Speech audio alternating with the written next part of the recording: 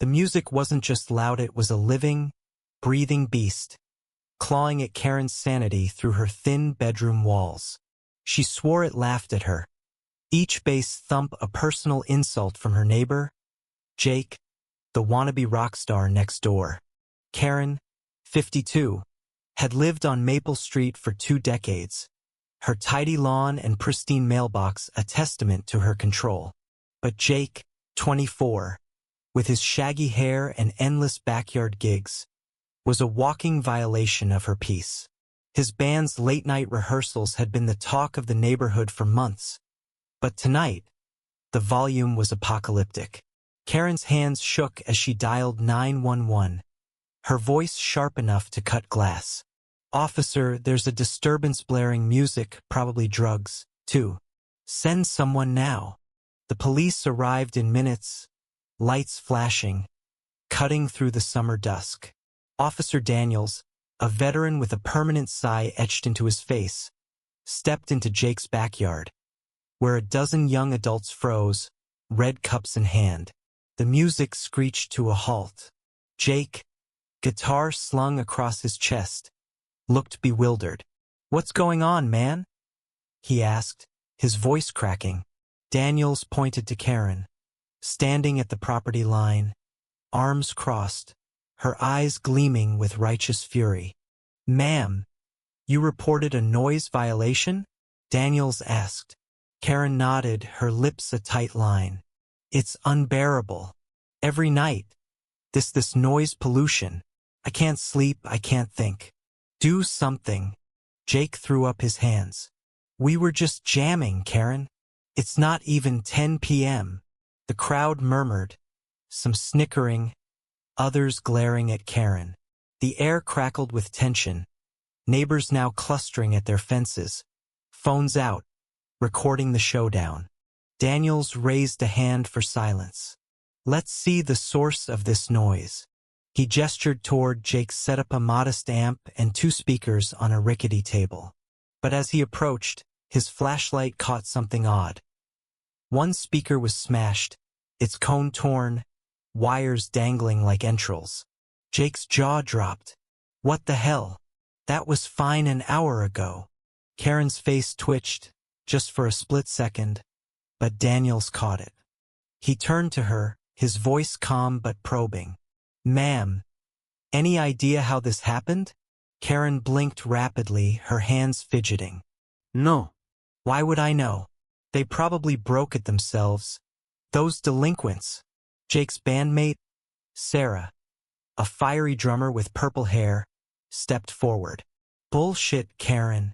You were yelling about the music an hour ago, storming over here like a tornado." The accusation hung heavy. Neighbors whispered, their phones still rolling. Karen's cheeks flushed, but she doubled down. "Don't you dare blame me. I'm the victim here. You're all just a bunch of noisy, disrespectful kids." Jake's eyes narrowed. "Victim? You've been harassing us for months, complaining about my dog, my car, even my damn mailbox. This is personal, isn't it?" Daniels, sensing the escalation, called for backup. Another officer arrived, and they began questioning witnesses. A neighbor, Mrs. Patel, hesitated before speaking. I saw Karen near Jake's yard earlier. She was holding something heavy, maybe a hammer." The crowd gasped. Karen's composure cracked, her voice shrill. "That's a lie. I was in my house all night." But Mrs. Patel held her ground. "I know what I saw, Karen. You were by their fence at 8 p.m. The officer's flashlight swept the ground near the fence, landing on a hammer half hidden in the grass. Its handle was smeared with fresh dirt and a speck of black paint matching Jake's speaker. Daniels picked it up, his expression grim. "Care to explain this, ma'am?" Karen stammered, her eyes darting. I don't know how that got there. Someone's framing me." Jake's face twisted with realization. "You smashed my speaker? You called the cops on us for noise you caused." The crowd erupted, some shouting at Karen, others pleading for calm. Sarah grabbed her phone, pulling up a video from earlier. Grainy footage of Karen, unmistakable in her floral cardigan, slipping into Jake's yard with a hammer in hand. The evidence was damning. Karen's defiance crumbled. She sank onto the grass, her voice barely a whisper. "I just wanted quiet, I just wanted my life back." Her words carried a raw, desperate edge, and for a moment, the crowd's anger softened. Jake, still fuming, shook his head. "You could have talked to me, Karen. You didn't have to destroy my stuff and lie." Daniel sighed, cuffing Karen gently. "Ma'am, you're coming with us. Vandalism and filing a false report are serious." As they led her away, the neighbors dispersed, some muttering about justice, others about Karen's unraveling. Jake stood by his broken speaker, his dream of a big gig next week now in jeopardy. Sarah put a hand on his shoulder. "We'll fix this, Jake. She doesn't get to win." But the story didn't end there. Word of Karen's meltdown spread like wildfire through Maple Street and beyond, thanks to the viral videos. Online, people tore into her calling her the ultimate Karen, a symbol of entitlement gone wild. But a few voices, quieter ones, asked harder questions.